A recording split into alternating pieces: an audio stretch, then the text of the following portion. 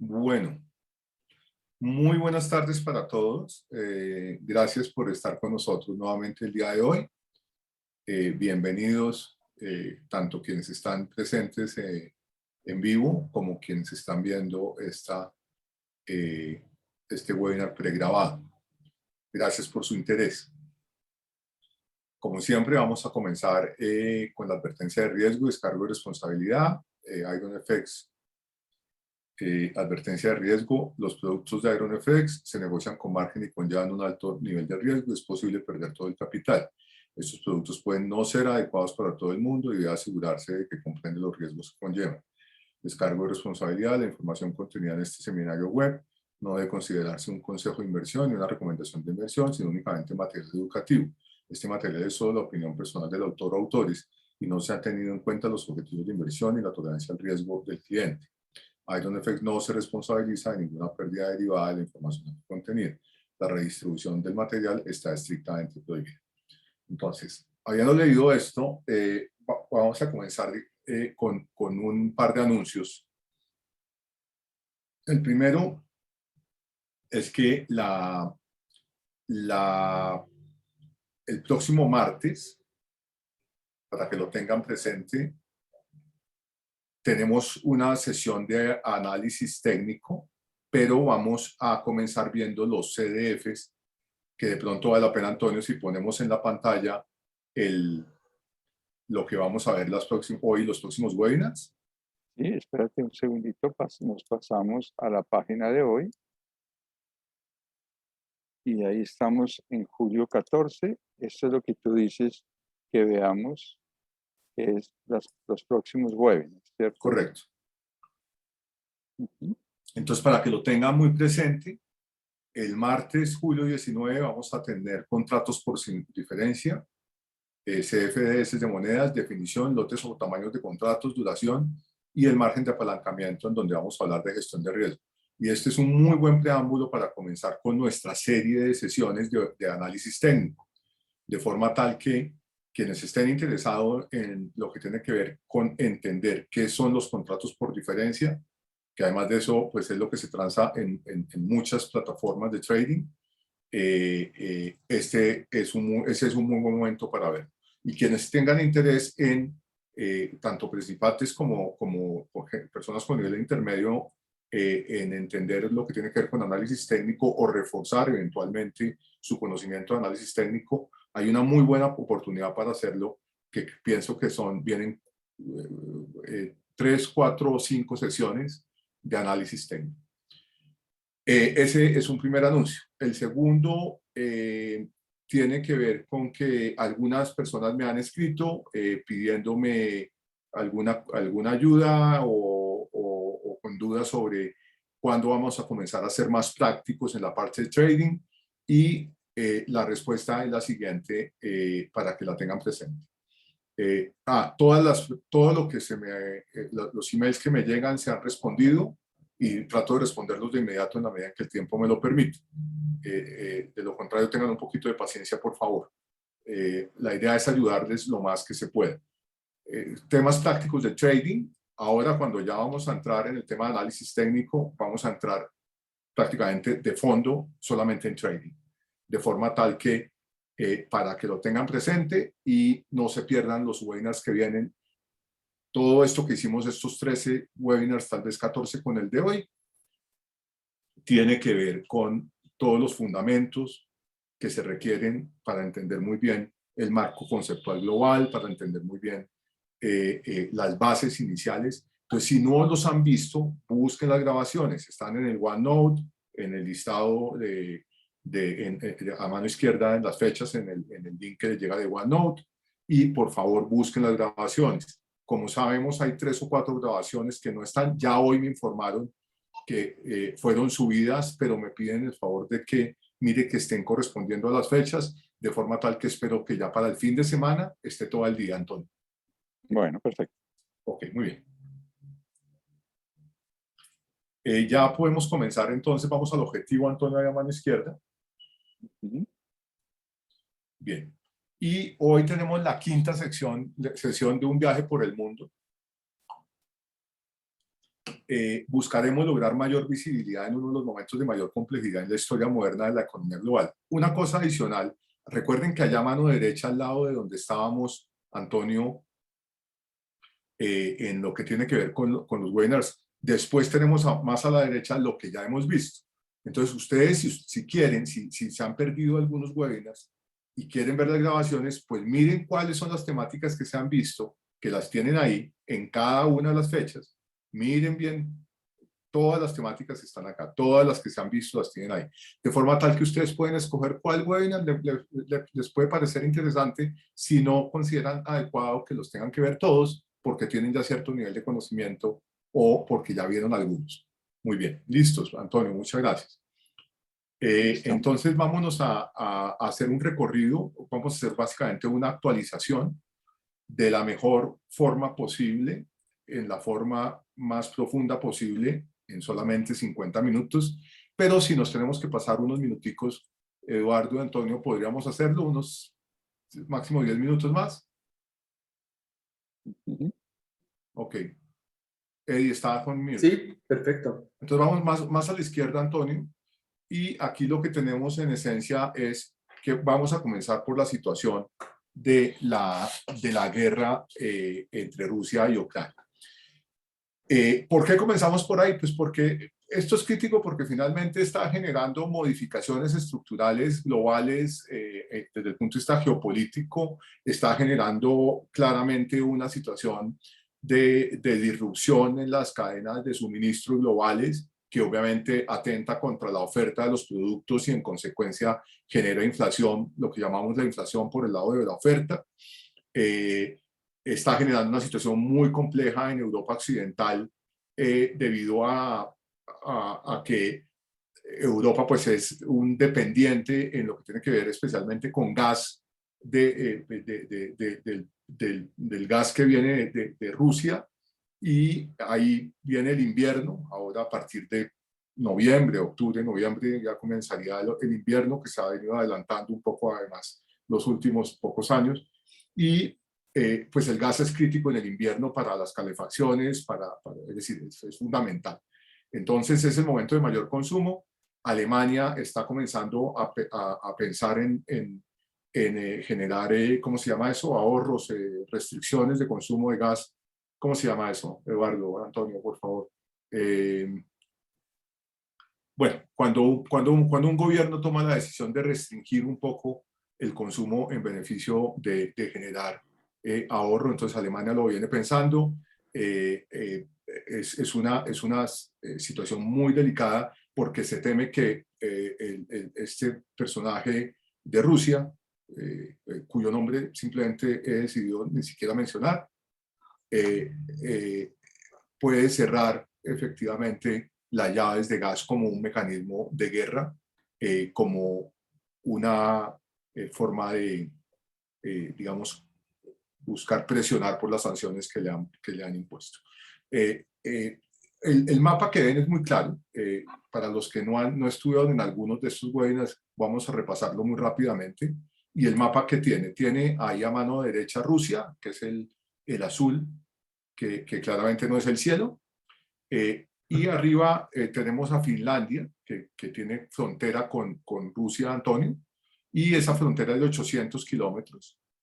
Es una frontera crítica porque Finlandia y Suecia habían sido, como lo hemos manifestado en algún webinar ya, habían sido neutrales hasta ahora. Quiere decir que no se habían unido a la OTAN o a la Organización Transatlántica, que básicamente, en esencia, a la cual pertenecían tal vez, creo recordar ahora que son 27 países, pero eso por favor verifíquenlo porque no lo tengo en la cabeza exactamente.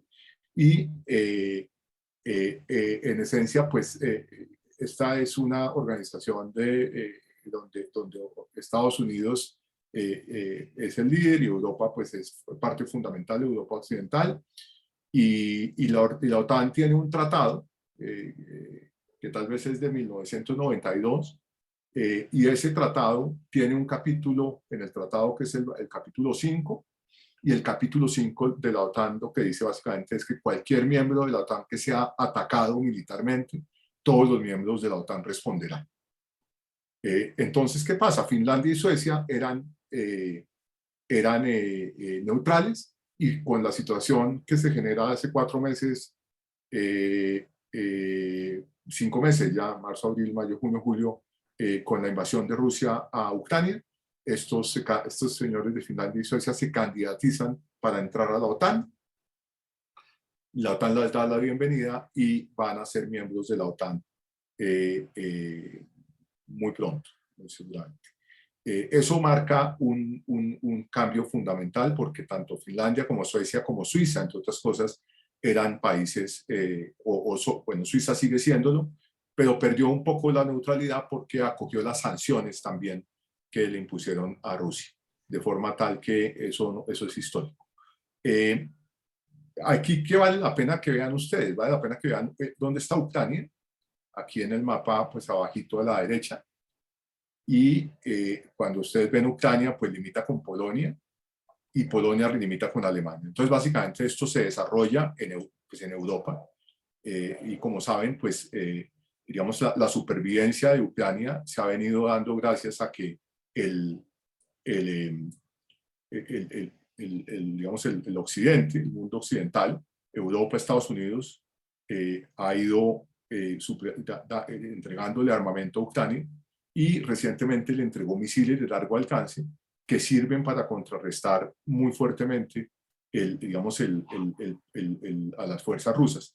A mano derecha, ya para dar esta parte, tenemos el mapa de Ucrania como tal. Si quieres ir a mano derecha, bueno, aquí tal vez vale la pena. No, pasemos al mapa de la derecha, por favor, Antonio. ¿Sí? Ahí estamos en el mapa a la derecha. Y aquí a mano derecha, bueno, este es el mapa ya de Ucrania. Aquí ustedes ven Kiev. No sé si Antonio lo puede señalar ahí a mano izquierda, como el centro arriba. Sí, que es la capital. La capital, correcto. Esto, pues, es la fuente, es The Economist, como se ve aquí a mano izquierda arriba. Y en esencia, bueno, digamos, esto es de una publicación de The Economist, y exactamente la fuente es, digamos, en la parte derecha. Ahora ya les voy a mostrar una fuente adicional de qué es lo que es rojo oscuro. Las áreas rosadas son las áreas controladas por Rusia, ¿ok? Que es lo que aparece, pues, aparece aquí Luhansk, aquí a mano derecha, al ladito de Rusia, Luhansk, Antonio, primera ciudad, digamos, como en rosado oscuro. Donetsk, ¿ok? Aquí está el puerto de Mariupol, que en esencia es uno de los puertos principales que fueron, pues, toda la situación, pues, que ustedes vieron, pues, en las televisiones, claramente, o en internet, las noticias de la destrucción de esa ciudad, que fue terrible. Y lo que ustedes pueden ver en esencia es que, digamos, Ucrania ha ido avanzando. Más recientemente, pues ya logró lograr, digamos, meterse en Kherson, que es otra ciudad que ven aquí a la izquierda. Y toda esa región se llama Donbass, ¿ok? Entonces, cuando les hablen de Donbass, ustedes ya saben que eso lo dicen mucho en las noticias, en los periódicos. Esa es la región, digamos, donde están todas estas ciudades, que es una región al oriente de Ucrania. Y esa región es crítica porque tiene la particularidad de que abajo ven a Crimea. Si quieres mostrar Crimea, Antonio, por favor, abajo, en el centro. Espérate, vamos a poner aquí. Todo esto es lo que ha cogido Rusia, ¿cierto? Correcto, correcto. Y Crimea está acá. Está abajo, que fue lo que invadió en 2014 y lo anexó. Pues que se lo quitó básicamente a Ucrania. Y aquí lo que tienen ustedes es el Mar Negro, ¿ok? Y de estos puertos, especialmente Mariupol, ¿ok? Tienen unas situaciones que de ahí salen una muy buena parte de los alimentos, de los productos agrícolas que exporta Ucrania, que entre otras cosas, pues, como ya lo hemos visto con antelación, es uno de los principales exportadores de trigo y el principal exportador de aceite de girasol del mundo. Entonces, ¿qué es lo que está tratando de hacer Rusia? Está tratando de, a través de esa región, crear un paso que le permita anexar la región, como logró anexar a Crimea sin mayores dificultades en 2014, pero ahora se encontró con la oposición. Todo lo que ustedes ven de rojo oscuro, todos estos punticos rojos oscuros son los fuegos detectados desde junio 29 hasta julio 5 y la fuente es la NASA, que es la fuente que aparece abajo a la derecha. Entonces Un momentico, Gustavo. ¿Los fuegos qué fuegos? ¿Ataques con, los ataques militares. ataques con misiles? Sí, exactamente, fuego. Todo eso es básicamente fires detected, o sea, son estallidos por armamento, por misiles, etcétera. ¿Okay? Mejor dicho, todo. Es que ahí cuando veamos eso es que es todo el país el que quedó bajo ataque.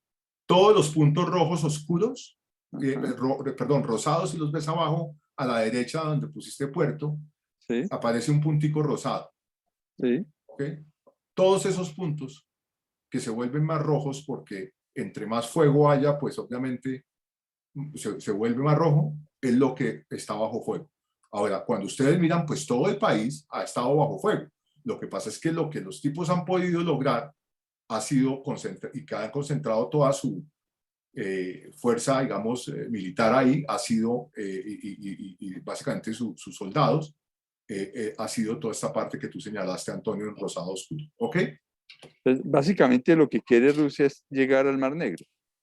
Exactamente, lo que quiere es apoderarse de todo lo que tiene que ver con la tierra, que permite el acceso al Mar Negro, y digamos al mar de Azov, que es lo que aparece acá, a donde está Mariupol, ¿ok? Que se llama el mar de Azov, y lo que quiere en esencia es apoderarse de toda esta región porque considera que en esencia Ucrania no debería existir y que no existe como Estado y que esa región es legítimamente de ellos porque era parte de lo que era la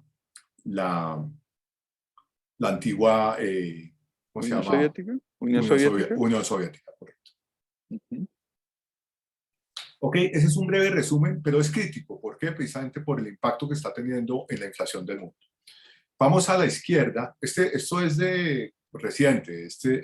Como les digo, estamos hablando de lo fuego detectado entre junio 29 y julio 5, y este es un seminario del viernes pasado. Muy bien. Ahora sí vamos a lo que tiene que ver con economía global. Vamos para la izquierda. Vamos a la izquierda. Me tomé un poco más de lo debido, Eddie, pero bueno. Estamos bien, estamos bien. Bueno, entonces vamos a indicadores económicos, entonces vamos a ver a PIB. Esta es una gráfica que ya es conocida por todos ustedes. La hemos visto con antelación durante varias oportunidades, pero pues no queríamos dejar de mostrarla nuevamente. Muy rápidamente voy a escribir antes de que Eddie nos cuente dónde estamos. Esto es el PIB de diversos países como Estados Unidos, Colombia, Europa, Brasil, China y Gran Bretaña. Aquí en la parte de abajo izquierda, para los que desconocen estas gráficas, en la parte de abajo está el eje X, digamos lo que es las fechas, desde junio de 2008 a la izquierda, viene hasta el día de hoy, y cada línea es cómo se ha comportado el crecimiento del Producto Interno Bruto en cada uno de estos países, que es el Gross Domestic Product en inglés, en cada uno de estos países. El blanco es Estados Unidos, que ustedes pueden ver los colores de cada uno ahí en esta pequeña tablita que aparece, y al frente de cada uno ven cuánto es el crecimiento del Producto Interno Bruto para en el último dato que hay registrado. Estados Unidos 350 y etcétera. ¿Quieres señalar algo sobre esta gráfica, Eddie? Sí, principalmente yo creo que de la última actualización, de la pasada actualización donde veíamos un viaje por el mundo a esta, pues lo que se está viendo es la caída en el PIB que esperábamos al final en China, producto de su política cero COVID de aislamiento, y cayó esto ya acá a niveles del 4,80 en crecimiento. Recordemos que estábamos por encima del 7, muy cerca del 8. Entonces ya acá esta gráfica para el último mes, que es el último periodo, que es el del primer trimestre de este año en curso. Entonces ya tenemos la caída no solamente pues de estos, también el PIB de Colombia descendió levemente. Vemos el PIB de Estados Unidos que se está tratando de recuperar, ya ahorita está en nivel de 3,50. Entonces ya se empieza a sentir pues un poco el decrecimiento de toda esta crisis global. El consumo, pues, por ahora el consumo se ha visto afectado, y también el sentimiento de los consumidores, como lo vamos a ver más adelante. Y eso yo creo que es lo que tiene a la mayoría de los economistas en el mundo, y pues ya hablando de una recesión global. Recesión, véase como dos periodos o dos trimestres con valores negativos. Entonces, pues es justo esta caída que estamos viendo aquí al final para estos meses, o sea, para el primer trimestre del año, y los indicadores líderes que los vamos a ver ahorita más adelante. Muy bien, muchas gracias. Eh, Creo que a la derecha tenemos algo, Antonio, no estoy muy seguro, porfa. Si quieres A ver, achicar un poco esa gráfica y... no, creo que no tenemos nada a la Creo que derecha. nada, perfecto. Entonces vamos a la siguiente abajo, por favor. Sí, es justo esta gráfica, pues lo que muestra, lo que veíamos en webinars pasados es que pues el dato del PIB es rezagado. Si se dan cuenta, aquí está la economía de Estados Unidos como uno de los Espere, Eddie, principales. espere. Hay gente nueva. Entonces, primero, ¿qué es Sí, esto? Digamos, ya vamos a escribir como una por una como, y mirar de qué se sí, trata el digamos, gráfico. exacto, pero ¿No? exactamente. Gracias. Listo.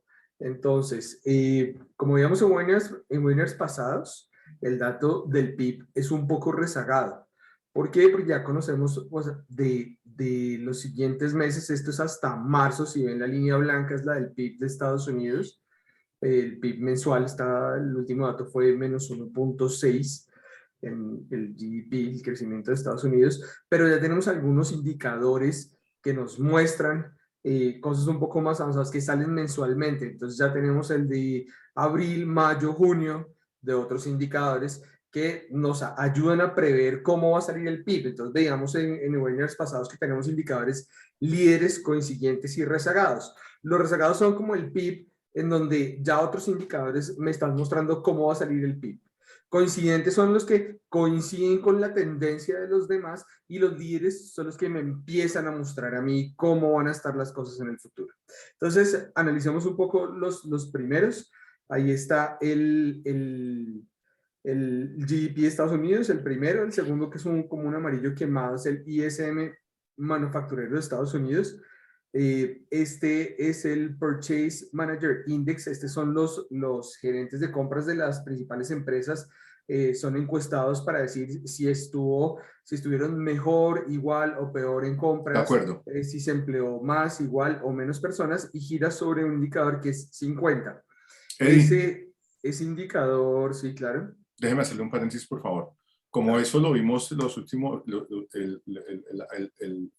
últimos, 2 o 3 veces durante los últimos 4 webinars, entonces los que quieran, digamos, más detalle pueden ver esas grabaciones para que no definamos cada uno de ellos, sino de pronto el ISM, porque de lo contrario no lo logramos hoy. Bueno, De acuerdo.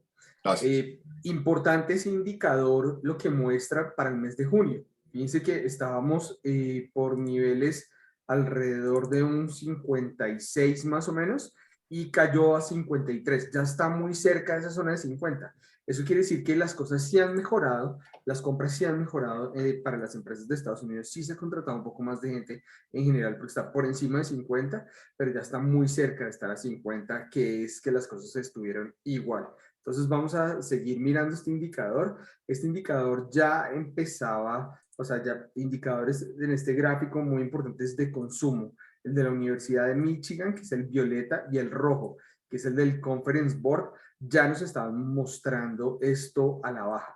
Y pues como dato para que revisen los webinars pasados, el de la Universidad de Michigan está aún por debajo de la crisis de los 80. Es el más bajo históricamente que hemos visto, entonces aún por debajo de la crisis del 2008, aún por debajo de la pandemia. Entonces todo esto lo que nos está mostrando es debilitamiento en el consumo, o por lo menos en el sentimiento de los consumidores por ahora. Ok. Eso, por eso, digamos, los economistas hace 3 semanas están hablando de los riesgos de recesión global, de los riesgos de recesión en Estados Unidos. Es básicamente por esto. Bueno, sobre eso Entonces, déjeme decirle dos o tres cosas antes de pasar a la siguiente gráfica. La primera es que, hablando de riesgo de recesión global, el Fondo Monetario Internacional, ayer o antes de ayer, volvió a recortar el pronóstico de crecimiento económico o dijo que va a recortar el pronóstico de crecimiento económico mundial nuevamente, debido a que las perspectivas pues son, digamos, lo que está pasando en el entorno pues es muy, muy complejo y muy difícil, con muy poca visibilidad, digamos así. Para Estados Unidos ya redujo las proyecciones de crecimiento a 2.3% para 2022 y a 1% para 2023. De forma tal que el tema pues no viene bien. Y está el tema del Beige Book que fue publicado, yo no sé si usted lo tiene ahí, Eddie, en esa gráfica. No. El Beige Book de la FED, Uh-huh. que también es crítico, digamos, como indicador.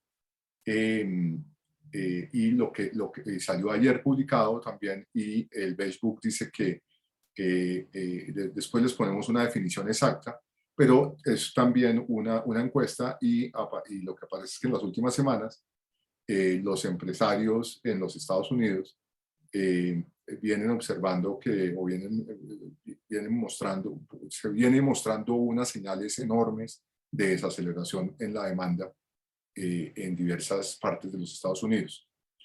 Y están todos preocupados por el mayor riesgo de recesión. Digamos que esos dos temas para contarles un poquito sobre temas que está pasando específicamente esta semana con la economía. Y por último, la Comisión Europea en el día de hoy o ayer redujo también la proyección de crecimiento para la región, para Europa, para 2022 y para 2023. Para 2022 la recortó el crecimiento para Europa de 2,6 desde el 2,7 que ha sido el anterior en mayo, y para 2023 de 2,3 a 1,4. Y obviamente el planteamiento es que esto se explica, estos cambios, por el impacto en la economía que ha habido por el conflicto en Ucrania, y para la inflación, que ya vamos a hablar de ella, pero aprovecho para contarles, incrementó la proyección para el 2022 a 7,6% de inflación y 2023 a 4%. Esas son las noticias de la semana en La Voz de Gustavo. Entonces, una pregunta rápida junto con una respuesta rápida. Siendo que la economía de Estados Unidos, los indicadores líderes, como los vemos acá en el gráfico, están mirando hacia abajo con tanta fuerza, ¿por qué la Reserva Federal persiste en que va a hacer hasta lo imposible o lo posible más bien en subir las tasas de interés para anclar la inflación?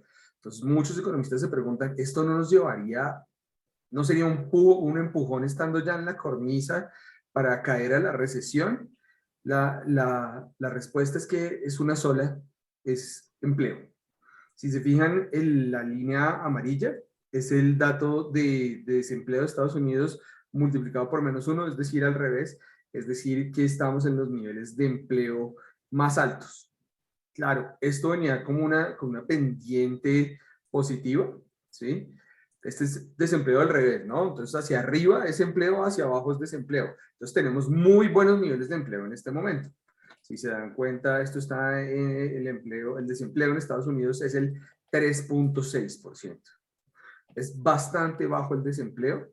Es decir, que a Estados Unidos no le preocupa todavía que se le vaya a acabar el consumo, así el sentimiento de los consumidores esté bajo, que el ISM, que es un indicador importante, esté bajando, mientras que sus niveles de empleo todavía muestren una economía fuerte, pues él va a seguir atacando la inflación por encima del resto. Entonces, eso es un poco lo que justifica la política monetaria contraccionista que ha planteado Estados Unidos en sus últimas alocuciones y en su última decisión de tasas. Eso es, el empleo está a niveles muy altos, el desempleo a niveles muy bajos. Ok, si quieres pasemos a la siguiente gráfica, Antonio. ¿Listo?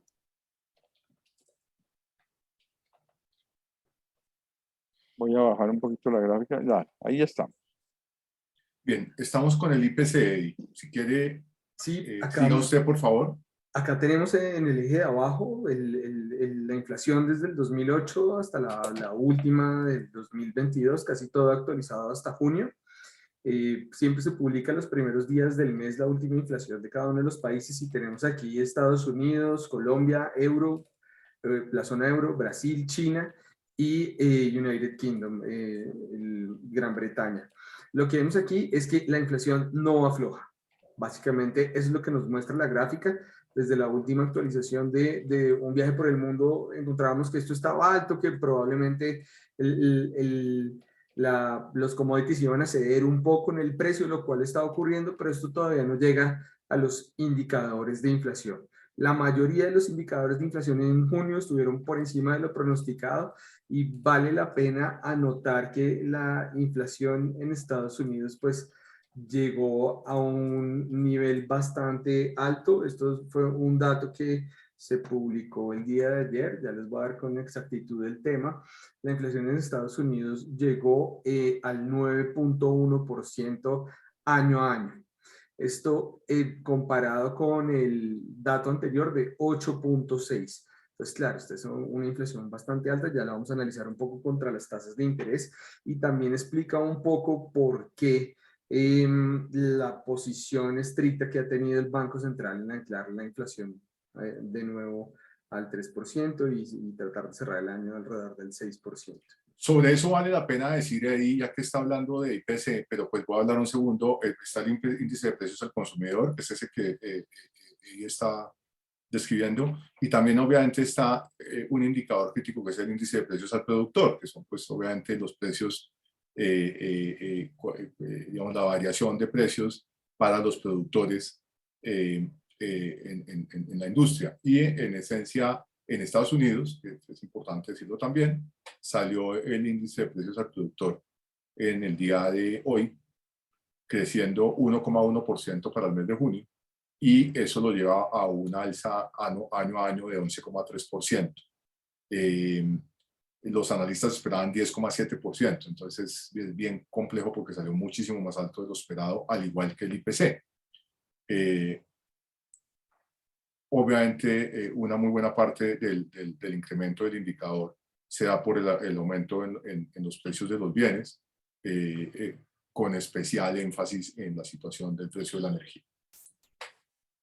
Una pregunta. ¿A qué se debe esto de aquí de China que está como tan dispar con respecto a los demás países? Antonio, básicamente China ha estado muy controlado por su política de restricción cero COVID. El aislamiento es lo mismo que nosotros vemos aquí en la gráfica para el 2008, cuando todos los países, en la gráfica de inflación, cuando todos los países estaban encerrados, el índice de movilidad de Google estaba en los niveles mínimos. Vimos que la no actividad económica hizo que los precios bajaran muchísimo. Eso es lo que está viendo China. China sigue con una política muy estricta, cero COVID, y eso ha hecho que no suba, aunque está subiendo la inflación, no está subiendo en la magnitud como el resto de países que ya están con una movilidad muchísimo más alta o normal. Ok. Muy bien. ¿Voy para la derecha?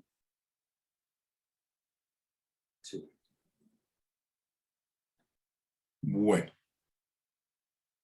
A ver, esto es un indicador crítico que es el indicador global de la cadena de suministros. Un poquito más a la derecha, Antonio, si puedes ir un segundo. Sí. Así Aquí tenemos. que yo puedo dar como una descripción que tiene la Reserva Federal, quien lo construye. Ah, bueno, no, perfecto. Entonces, si quiere dar la descripción, Sí, vamos al indicador entonces como tal. bueno, este indicador lo desarrolló el Grupo de Investigaciones de la Reserva Federal de Estados Unidos. Cogieron un año base de 1997, que es desde donde parte. Integra una serie de métricas de uso común con el objetivo de proporcionar un resumen completo de las posibles interrupciones de la cadena de suministro. Una de esas es los costos globales de transporte. Se miden empleando los datos del Baltic Dry Index, el índice de HARPEX, así como los índices de costos de carga aérea de la Oficina de Estadísticas Laborales de Estados Unidos. Este índice GSCPI ¿sí? Ese Global Supply Chain Pressure Index. También se utiliza varios componentes relacionados con la cadena de suministros de las encuestas del índice de gerentes de compra, el PMI, o en el caso que vimos anteriormente, los indicadores, es el ISM en Estados Unidos, el que calcula este PMI, Purchase Managers Index. Bien ahí. Centrándose en las empresas de manufacturas, principalmente de 7 economías interconectadas: China, la zona de euro, Japón, Corea del Sur, Taiwán, Reino Unido y Estados Unidos. De ahí, digamos, sale la métrica para este indicador. Extraordinaria explicación, muchas gracias. De paso le digo que aprendí un poco de cosas que no sabía. Mire, ¿y por qué es que es tan importante esto? Yo creo que uno de los elementos que, o sea, vimos lo primero, estamos viendo como los elementos principales que nos tienen en este escenario. Uno es el de la guerra Rusia-Ucrania, donde pues cada uno puede decir, bueno, ¿cuánto más va a durar esto? Y el otro es el de la cadena de suministros, también relacionado con lo mismo, que nos dice, bueno, ¿en qué momento ya empieza a darse una caída en este índice de presión de la cadena de suministros para esperar que la inflación ceda un poco? Esos, digamos, son como dos de los elementos principales de la inflación que estamos teniendo actualmente, junto obviamente con la pandemia, las nuevas variantes de la pandemia y China principalmente, porque es que China es un jalonador mundial muy importante hoy en día. Entonces, si China de repente decide quitar el tema cero COVID y relajarse un poco más, pues vamos a tener una demanda mundial alta que va a mantener los precios arriba de nuevo. Entonces, yo creo que estos tres elementos son claves para tener una perspectiva del fuerte impacto que tienen los precios en este momento a nivel global.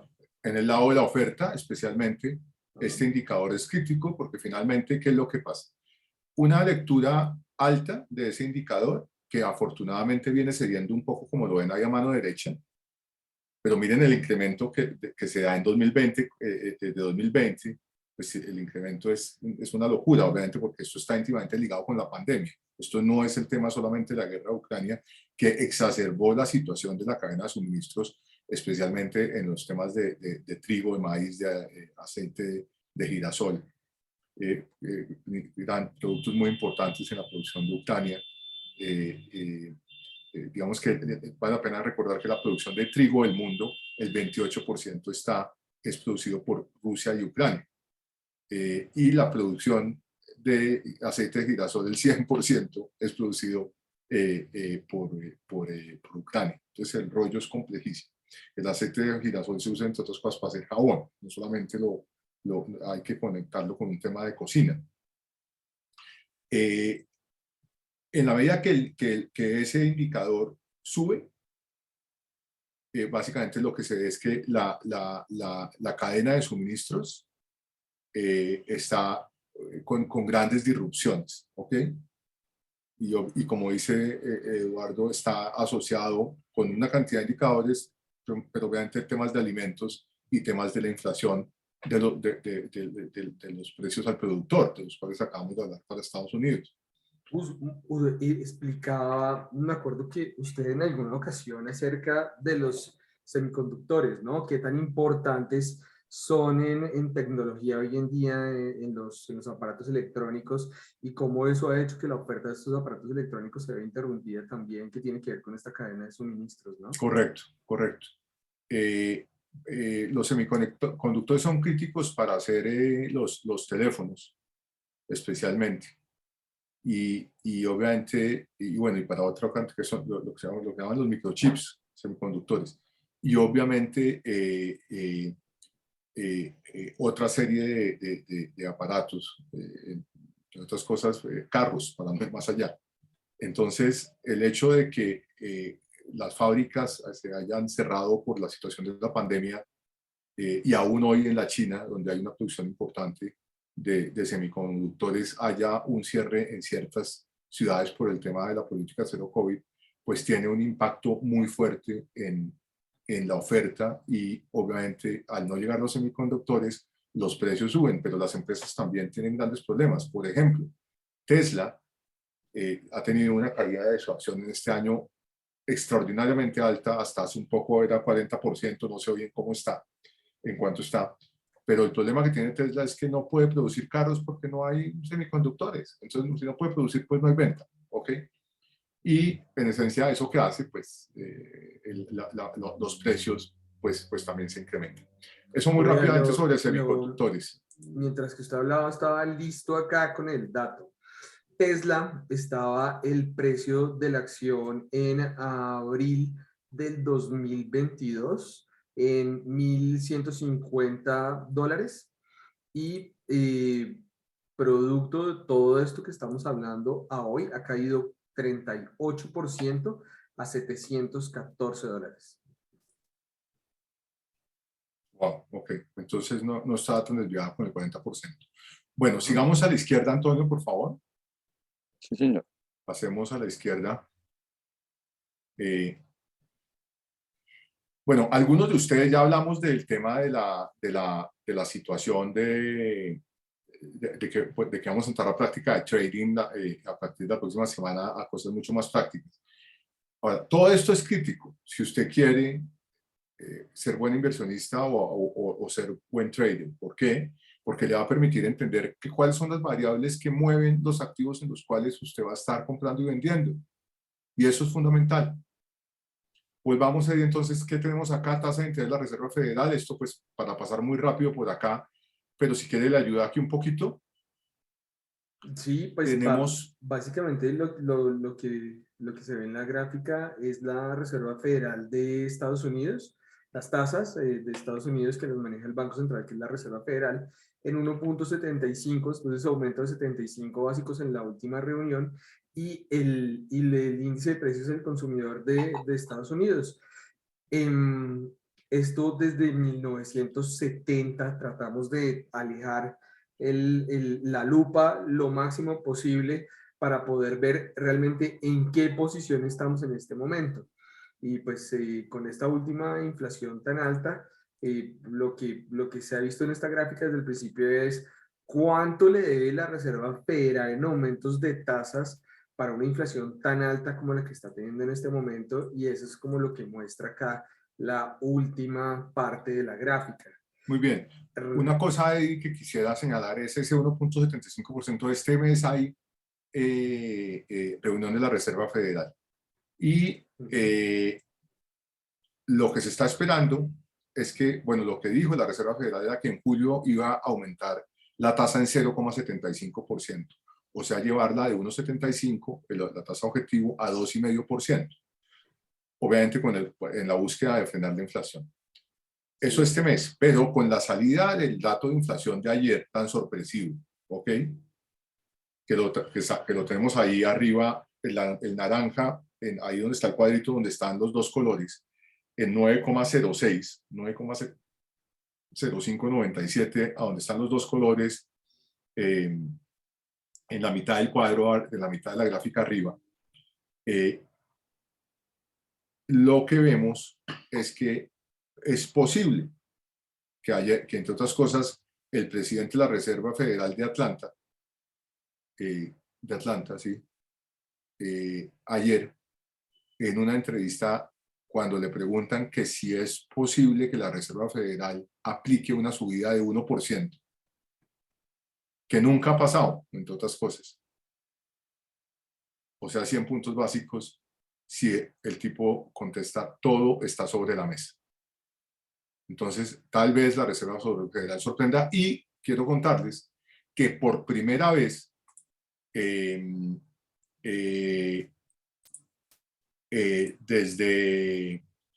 por primera vez en muchísimos años, Canadá, el Banco Central de Canadá, incrementó desde el año 98, incrementó ayer, sorprendiendo al mercado en 100 puntos básicos, cosa que no, pues solo lo ha hecho desde el 98, a 2,5%. Entonces el incremento de tasas es global. Vamos a la derecha de pronto, si te parece, por favor. Ok. Aquí tenemos lo mismo, pero para la eurozona versus el Banco Central Europeo. Mire cómo el Banco Central Europeo sigue con la tasa de interés, que es la blanca, en 0%. el Banco Central Europeo tiene un problema enorme porque está decreciendo a gran velocidad con altísima probabilidad de entrar en una recesión por todo el problema que tiene Europa, especialmente por la presión de inflación y la situación de gas de la cual les hablábamos. Y fíjense que la inflación está volando, está en 8,03%. Entonces, lo que se viene muy probablemente es un incremento muy fuerte de tasas que tal vez el Banco Central Europeo no tenga más camino que recurrir a él y la economía, sin duda alguna, se va a ir a recesión.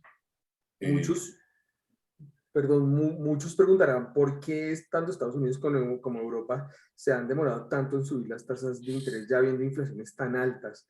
O sea, fíjense que a finales de 2021 la inflación ya estaba por encima del 4 en Europa y pues yo creo que por encima del 8 en el gráfico anterior en Estados Unidos del 7, no sé.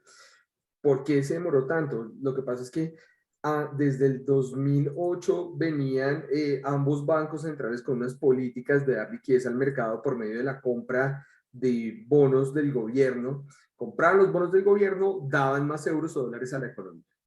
Eso, desmontarlo se demoró un montón, que es parte de restringir la liquidez del mercado para poder controlar la inflación que viene de parte de la demanda. Entonces empiezan a recoger dólares del mercado. Entonces ya ellos no estaban comprando esos dólares del mercado, sino estaban recogiendo, dejando de comprarlos. Cuando ya terminan de dejar de comprarlos, ahí empiezan a subir las tasas de interés. Primero Estados Unidos, pero todavía un poco más demorada Europa.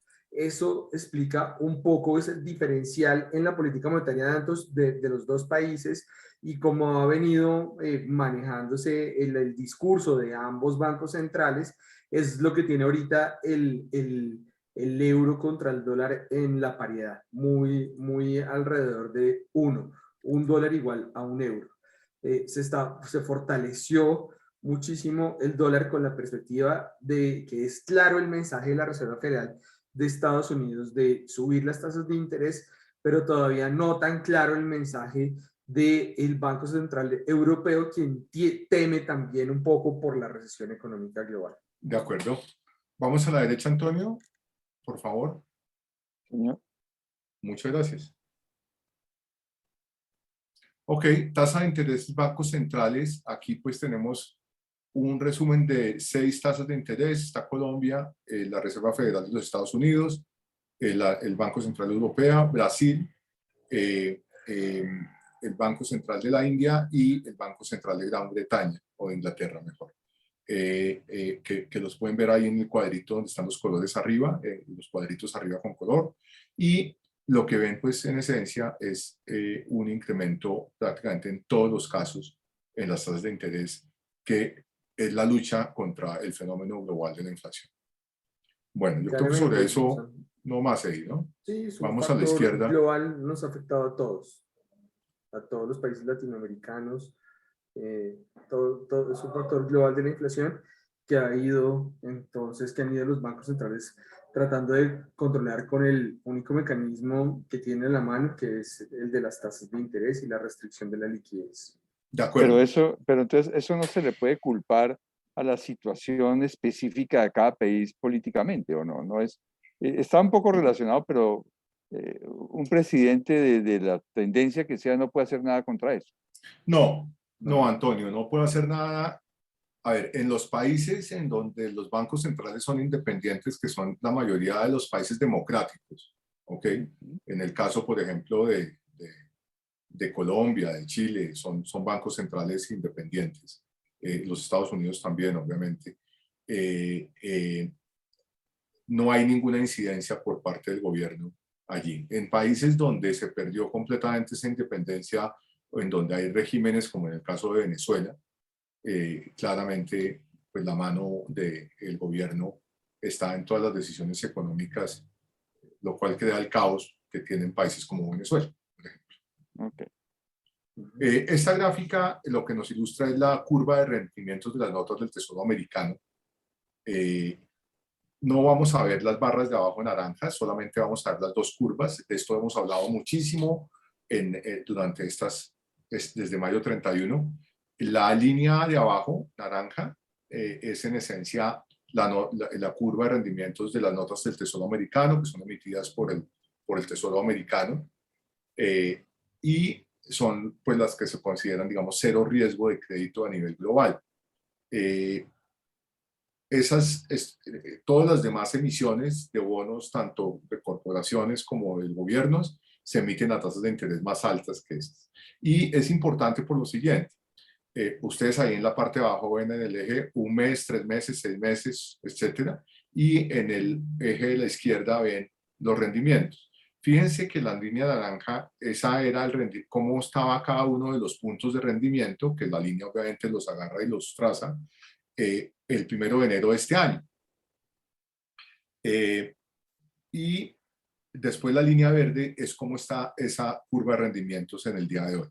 Rápidamente, para los que no han estado presentes en los webinars pasados, la curva de rendimientos en la parte de corto plazo, digamos hasta 5 años aproximadamente, se mueve la tasa de interés hacia arriba o hacia abajo por lo que está haciendo la Reserva Federal. Yo diría que más hacia los 2 años o 3 años. Entonces, como la Reserva Federal ha ido incrementando las tasas, pues la curva de rendimientos también se ha ido incrementando hacia arriba. Y la parte larga de la curva, digamos de 7 años en adelante, 10 años en adelante, se mueve por expectativas de inflación hacia arriba. En este caso, se ha movido hacia arriba por la expectativa de inflación debido a que, naturalmente, el inversionista pide más rendimiento para invertir en notas del Tesoro, que es lo mismo que prestarle plata al gobierno americano,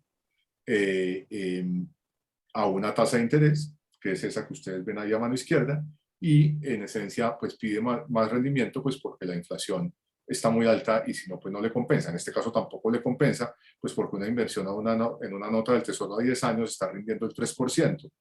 Si quieres señalar ahí el 3% a Antonio, de la nota de 10 años, en la verde, cuando antes en enero primero rendía solamente al 1,5%. Esto es una duplicación de la tasa de interés del Tesoro americano de 10 años, que es la referencia, lo que se llama el benchmark para las emisiones, especialmente la de 10 años.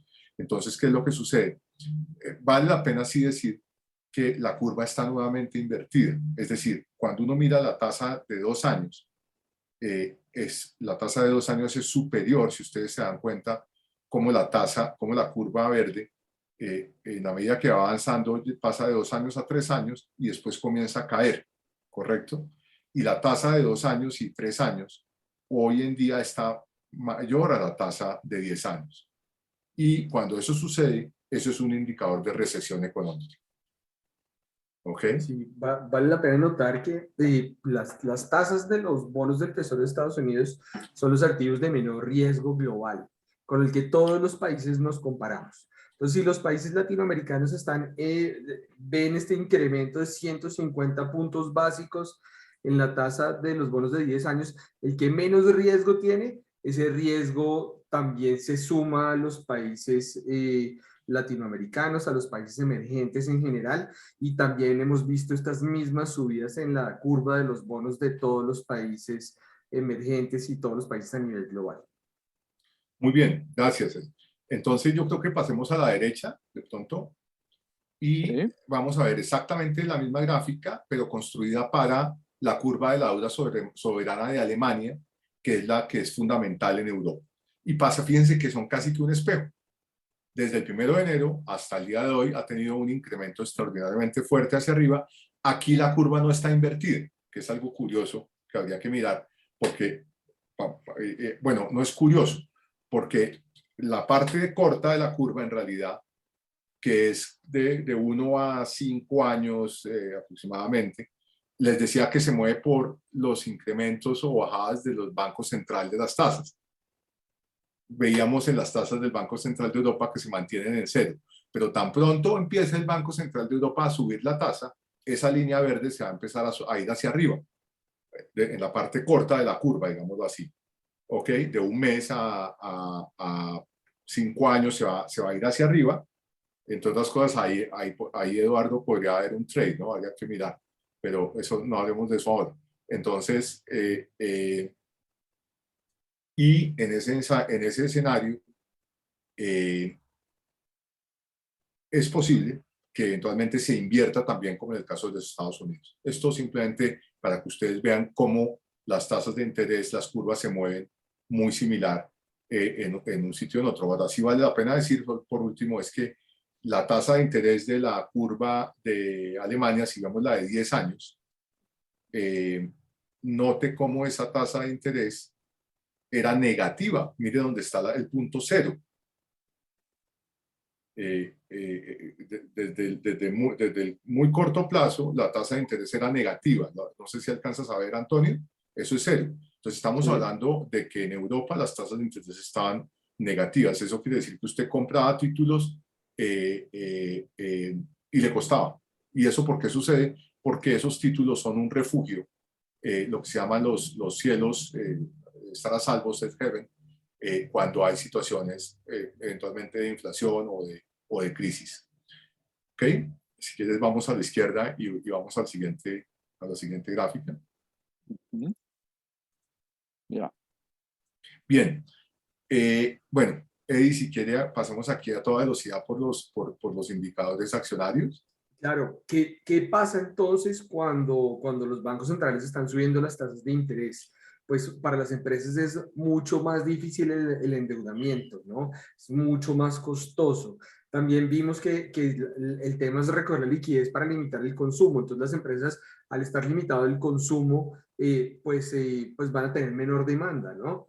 Va a estar mucho más comprimido. Entonces cuando los bancos centrales están subiendo las tasas de interés, la parte de la economía de las empresas empieza a caer un poco. Entonces, ese es el reflejo que vemos ahí de todo el 2022, que muestra una caída en los principales índices accionarios. Aquí tenemos el Nikkei, principal índice de Japón, Standard & Poor's 500, las 500 principales empresas de Estados Unidos, Eurostock 50, 50 principales empresas europeas y el Bovespa de Brasil, como para representar a Latinoamérica. Y ese es básicamente el comportamiento, con una mayor expectativa de subida de tasas de interés, junto al tiempo que también se está previendo una recesión global, pues sufren los índices accionarios a la baja. Gracias, Eddie. Bueno, tenemos una caída fuerte, muy fuerte. Vale la pena decir que el S&P 500, lo hemos dicho también aquí, en enero 3 o 4 llegó a su punto más alto. Entonces la caída empieza a ser bien importante y entramos desde 3.900, que hoy en día está en 3.790,38. Entramos en lo que se llama un mercado bear, o sea, un mercado a la baja, que es después de que cae el 20% del punto más alto. Entonces ya la caída es superior a eso. ¿Y por qué? Por la situación, pues obviamente, de la posibilidad de recesión económica, en donde las empresas, pues obviamente, se afectan. Las empresas, digamos, que hacen parte de estas canastas, de estos índices. Pasemos a monedas, por favor. Listo, ya subimos las monedas.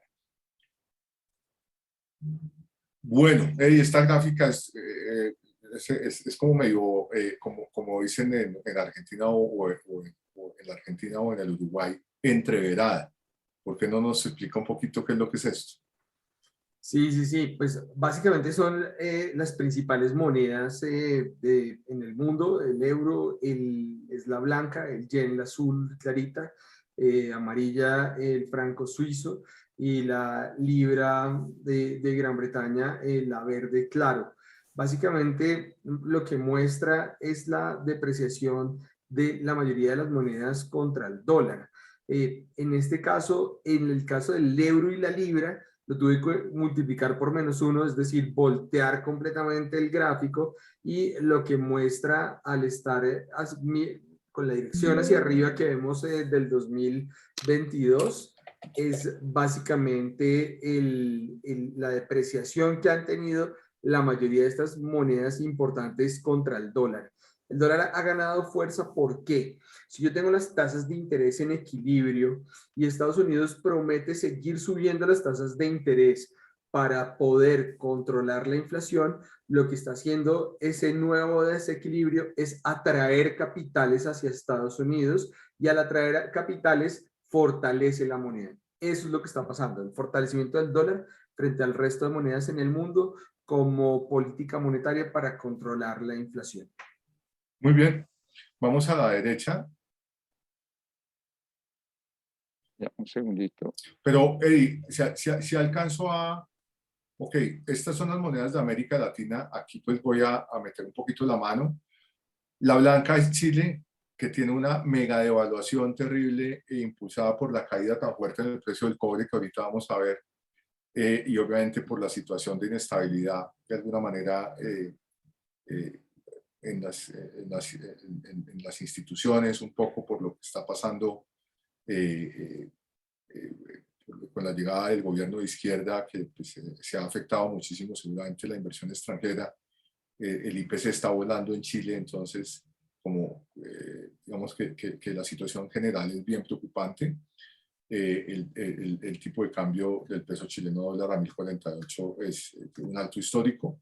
Después Colombia con 4492, que también digamos que se dio recientemente, pero también está a un punto extraordinariamente alto, y digamos que cuando pasó por aquí hizo altos históricos, y el alto histórico tal vez fue 3000 ¿qué? 600 ¿qué? El alto histórico del peso dólar, si me ayuda por ahí de pronto. Y el peso mexicano dólar con 20.81, también devaluación. Todo se está devaluando, el dólar se está fortaleciendo. El real brasileño a 5,42 y el sol peruano a 3,90. Entonces, todos, fíjense, es básicamente una línea vertical que tenemos a mano derecha de devaluación. Obviamente, cuando la miramos desde 2015 ya viene un proceso de devaluación de las monedas, pero hoy en día se ha exacerbado, se ha precipitado. Hay salidas de capitales de los mercados emergentes, de América Latina, por supuesto, también, buscando refugio en los Estados Unidos, en dólares. ¿Okay? El alto histórico del peso colombiano lo vimos ayer a 4.670 pesos por dólar. Ok, muchas gracias. Brasil, pues obviamente de aquí a octubre va a ser muy volátil, porque en octubre tienen las elecciones. El candidato de izquierda, Lula, pues nuevamente pues aparecen las encuestas ganando. Entonces, digamos, en general hay un impacto en la región por diversos motivos de cada país. Vamos, si quieres, a la izquierda, Antonio. Son las 7:04. Es importante de pronto mencionar rápidamente que los países latinoamericanos tuvieron un colchón ante la situación global que se está dando. Tienen los niveles de tipo de cambio bastante altos, se han mantenido bastante altos, y los commodities han estado a precios muy altos. ¿Y que exportan los países emergentes? Commodities. Entonces, ese producto de exportaciones a precios muy altos que han estado los commodities y a tasas de cambio bastante altas, ha logrado, digamos, defender un poco la situación fiscal de muchos países que tuvieron que gastar bastante para contrarrestar la pandemia en el 2020, y ha mantenido un poco los indicadores de crecimiento económico de la región.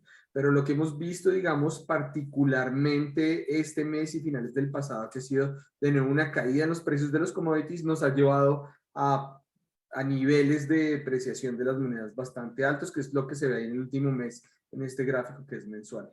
Por supuesto, le impacta a Colombia con el petróleo, a Chile con el cobre, etcétera, etcétera, etcétera.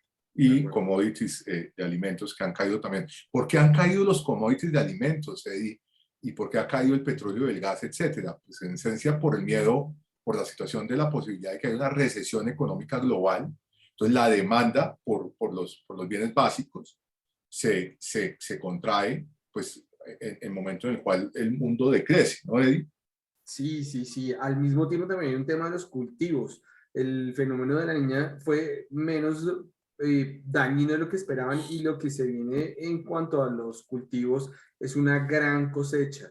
Obviamente, pues a estos precios de los alimentos que tenemos hoy en día en general, pues muchos productores pues están invirtiendo bastante, y eso pues lo que pronostica en general es que van a ser buenas cosechas de mitad de año.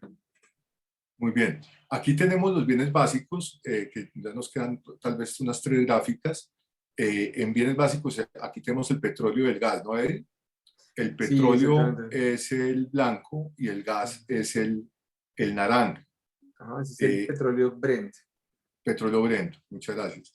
Y lo que tenemos allá a mano derecha es un incremento muy fuerte, obviamente, de ambos, eh, eh, eh, de ambos productos de energía, bienes básicos energéticos, se llaman, y eso se da, pues ahí está clarísimo, pues, con el estallido de la guerra en Ucrania, el incremento fue fuertísimo durante este año, pero ha habido una caída que miren que es prácticamente vertical en los últimos días, diría yo, que últimos tal vez 2 semanas o menos, y es precisamente porque se precipitó la probabilidad de la recesión económica global, una mayor probabilidad de una recesión económica global. Pues si en Estados Unidos hay recesión, si en Europa hay recesión, y China está creciendo al 4.6 cuando en 2015 crecía al, al, eh, al 10%, pues obviamente la situación es extraordinariamente preocupante. Y para los efectos, pues eso podría llevar a que el mundo entero entre en recesión. Después, la caída del petróleo, sobre eso publicamos un artículo sobre el tema del petróleo, que yo creo que lo pusimos en el OneNote, en la biblioteca, Antonio, yo no me Sí, acuerdo. señor, ahí está. Ahí está el artículo del petróleo, si quieren ustedes leer una publicación que hicimos recientemente Eduardo y yo, tal vez la semana pasada, sobre el tema de la situación del petróleo, y por qué no es un tema, digamos que la subida del petróleo o el desbalance de la demanda y oferta del petróleo no es por la guerra de Ucrania. El tema del gas es diferente. Claramente está íntimamente ligado a la situación de la dependencia de Europa, especialmente del gas que proviene de Rusia. Después tenemos la gráfica de maíz-trigo. Fíjense que dice el título: maíz C, trigo W y aceite de palma KO. ¿Por qué? Porque es que no aparece ahí en los colorcitos, digamos en los 3 cuadritos de la mitad que tienen al frente, no aparece exactamente el nombre de cada uno, pero sí aparece en el blanco, dice Generic 1STC. Entonces ya sabe usted arriba que ese es el maíz, ¿ok? El naranja 1ST, Generic 1STW, ese es el trigo. Y el amarillo, digamos mostaza, Generic 1STKO, ese es el aceite de palma. Entonces, ahí tiene qué son cada uno, mire cómo están correlacionados completamente, note cómo se incrementaron tan fuertemente, también como es el caso de los productos bienes básicos energéticos, petróleo y gas, cómo incrementaron durante 2022, que fueron al cielo, a las nubes, y cómo vienen cayendo en una forma extraordinariamente fuerte nuevamente la posibilidad de la recesión económica global. ¿Qué tiene esto de bueno más o menos? Digámoslo así. Que si se quedan ahí los precios o ceden más, y los precios tanto del petróleo como del gas, eventualmente el gas es difícil, pero digamos que si se diera un poco más y el petróleo sigue cediendo, que ha caído, yo diría que más o menos a hoy, desde junio 14, debe haber caído, caramba, debe haber caído desde junio 14 con facilidad tal vez un 20%. Eddie, ¿me ayuda? Desde junio 14 la caída del petróleo. Desde junio 14. No, un poquito menos, puede ser un 15%. No, desde junio 14, por lo menos aquí pues, tengo a la mano el WTI 24. 24, ok, entonces estaba yo por el lado del 20, si es 20 y Sí, pico está por bien. ciento, entre 20 y 24%. Esa es la caída desde junio 14, ¿no? Para que lo tengan en cuenta. Eso es muy importante. Entonces, ¿qué es la buena noticia? Que si eso sucede y el maíz y el trigo, el aceite de palma, etcétera, los commodities todos, algodón, etcétera, vienen cayendo, pues la inflación va a ceder, porque pues los precios están cayendo, la inflación va a ceder. Ahora, el problema es que el costo de que para que la inflación ceda es que el mundo entre en recesión económica potencialmente. Y para terminar ya, no sé si algo más sobre los bienes básicos hay de agro. Sí, pues no, súper importante la caída en estos bienes básicos como la palma y el trigo.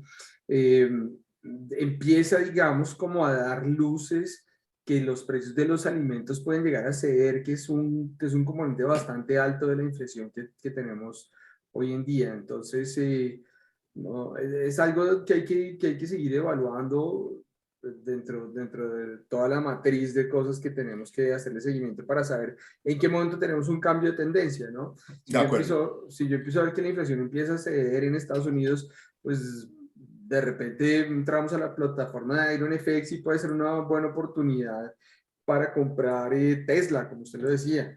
Pero si la cadena de suministros no y la guerra tampoco, esperemos un poco, ¿no? De acuerdo, Estos tal son y como cual. todos los elementos que uno debe tener en cuenta, junto con los que vamos a ver en los siguientes webinars que ya están más enfocados a aterrizar esa idea. La idea que nos queda, digamos, de esta vuelta por el mundo es, oiga, yo voy a esperar porque yo creo que aquí puede haber una oportunidad para comprar acciones tecnológicas y guardo esa idea. Luego ya después vamos a ver en análisis técnico en qué momento hay un cambio de tendencia, o sea, un patrón que me identifica el momento exacto y Ok, correcto para hacer este tipo de de inversiones. operaciones.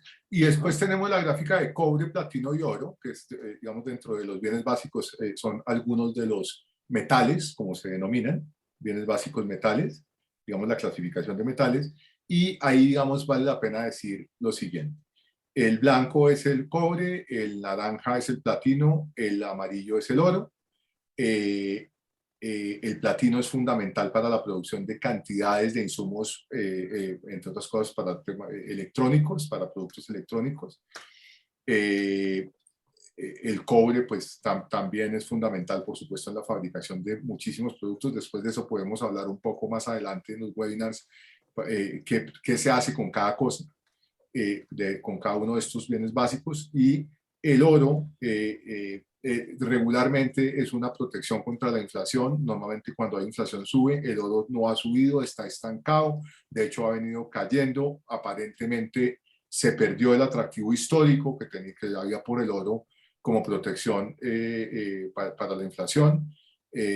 Tenía una resistencia, de lo cual, resistencia, soportes, vamos a hablar de eso en análisis técnico, en 1900, no la pasó y se desplomó y está en 1710,23 hoy, que es una caída extraordinariamente fuerte. Y fíjense que el platino y el cobre también vienen cayendo, entonces note cómo podríamos sobreponer el cobre, el platino, el oro, el trigo, el maíz, el aceite de palma, el petróleo y el gas en una sola gráfica y casi que son un espejo, especialmente de este año, para ponerlo claro. Eso se llama en estadística una correlación positiva alta, que quiere decir que se comportan en una forma muy similar. Son un espejo, después podríamos hacer el ejercicio de sacar la correlación para ver exactamente en cuánto está, que debe ser muy impresionante, especialmente estos 6-7 meses. Entonces, con eso, yo pensaría que vamos a parar el día de hoy. Todos los activos que hemos mostrado hoy, cobre, platino, oro, trigo, maíz, aceite de palma, que es un poco más complejo, pero está el aceite de soya, que sí lo es lo que voy a decir, euro dólar, franco suizo dólar, yen dólar, libra dólar. Hablamos de las monedas directas, sin tasas directas, indirectas, cruzadas recientemente. Indicadores de acciones. Con excepción de las notas del Tesoro, son activos sobre los cuales usted puede hacer directamente trading. De hecho, en el caso de las notas del Tesoro, se puede hacer a través de fondos o a través de una cosa que se llama ETFs o iShares. Después podemos hablar de eso de pronto. Pero en todos estos activos se puede hacer trading. De tal forma que si usted entiende bien qué es lo que está pasando y después lo aterriza con análisis técnico y nos acompaña en los siguientes webinars, donde estaremos entrando en ese mundo del análisis técnico y un poco más en la práctica de trading, pues va a comprender mejor todo esto que le hemos contado durante este mes y medio, porque era esencial contar. Muy bien, hay una pregunta que tiene, me parece que José, Antonio, había una cosa, José tenía una pregunta donde preguntaba un tema inicial de ¿por qué que si las respuestas a las preguntas que él hizo en el webinar pasado quedaron en el chat conservados o se perdieron? Caramba, yo creo que la respuesta es que se perdieron, Antonio. No, yo puedo recuperar en el chat todo lo que él preguntó, claro. Buenísimo, entonces lo recuperaremos, José, y con mucho gusto te lo hacemos llegar directamente a tu email. Y después tenemos otra pregunta. Dice Eduardo, si exactamente es como si tuviera que pagar para poder tener el dinero invertido, esto se da por los altos niveles de la liquidez que tiene Europa desde el 2008 y que está desmontando ahora junto con la perspectiva de subida en las tasas de interés.